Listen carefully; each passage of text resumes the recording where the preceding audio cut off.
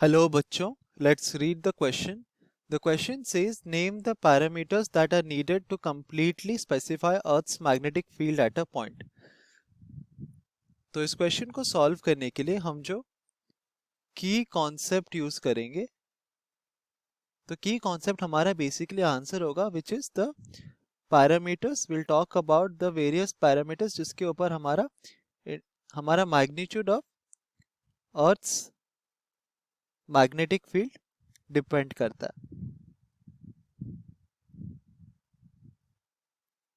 तो हम directly answer से स्टार्ट करते हैं.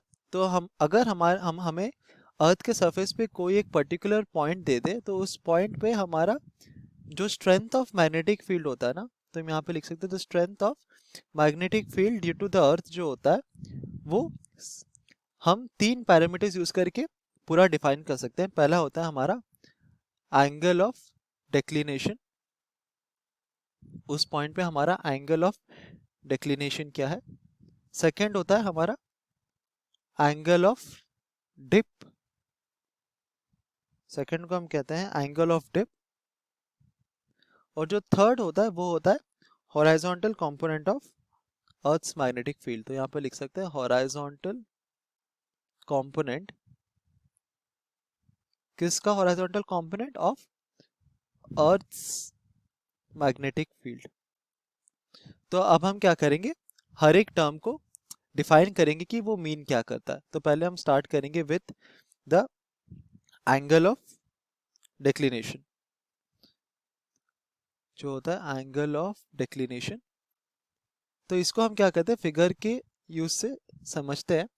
हमें पता है कि जो अर्थ का ज्योग्राफिकल, तो यहाँ पर हम लिख सकते हैं ज्योग्राफिकल मेरिडियन, और जो मैग्नेटिक एक्चुअल मैग्नेटिक मेरिडियन होता है ना, तो geographical meridian and the magnetic meridian they do not lie at the same point. वो हमारा सेम पॉइंट में एग्जिस्ट नहीं करते. इनफैक्ट हमारा ज्योग्राफिकल जो मेरिडियन होता है, ज्योग्राफिकल मेरिडियन मतलब हमारे अर्थ का जो नॉर्थ एंड साउथ पोल है, और अगर हमें मैग्नेटिक नीडल को फ्रीली ऐसे सस्पेंड कर दे, तो वो जिस तरफ हमारा पॉइंट करता है, जो कि हमारा मैग्नेटिक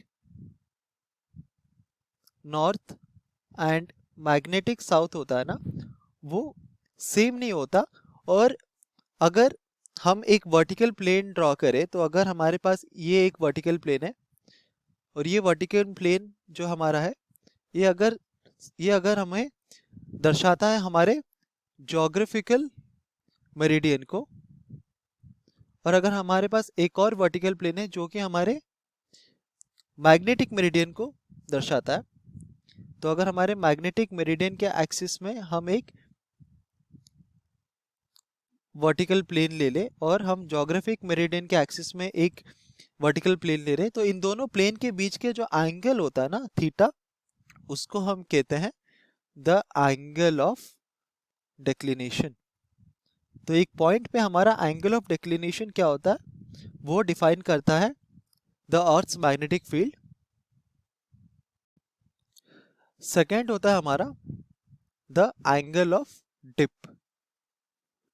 तो एंगल ऑफ डिप क्या होता है, ये होता है जो एंगल हमारा, तो अगर हम एक एंगल ऑब्जर्व करें थीटा, तो थीटा क्या होता है, जो एंगल हमारा earth's magnetic field. Earth's magnetic field मतलब क्या होता है, तो हम यहाँ पर ऐसे अर्थ्स मैग्नेटिक फील्ड मतलब अगर हम ऐसे एक मैग्नेटिक नीडल ले, इसके कंपास को ले, तो मैग्नेटिक नीडल का जो कंपास है वो जिस तरफ पॉइंट करता है, उस एक्सिस को हम कहते हैं हमारा अर्थ्स मैग्नेटिक फील्ड. तो the angle between the earth's magnetic field and the horizontal to the, तो हम यहाँ पे लिख सकते हैं and the horizontal to the magnetic field. तो जिस डायरेक्शन में हमारा जो हमारा मैग्नेटिक कंपास है, जिस डायरेक्शन में पॉइंट करता है, उस एक्सिस और उसके horizontal component.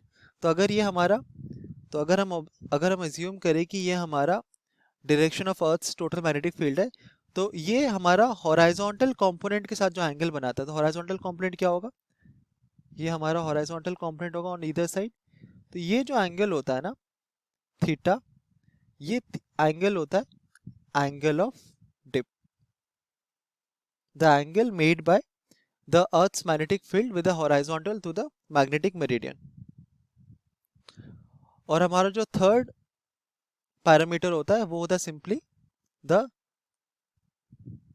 Horizontal component of, तो हम यहाँ पे लिख सकते हैं the horizontal component of earth's magnetic field.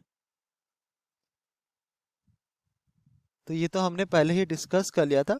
तो हॉराइजॉन्टल कंपोनेंट क्या होगा, सिंपली ये BH, ये अगर हमारा अर्थ्स मैग्नेटिक फील्ड का डायरेक्शन है तो ये BH हो जाएगा, और ये हो जाएगा BV vertical component of earth's magnetic field. और यहाँ पर जो BH है वो है हमारा horizontal component of earth's magnetic field, such that BH क्या होगा हमारा फिर simply B cos theta, BV होगा B sin थीटा।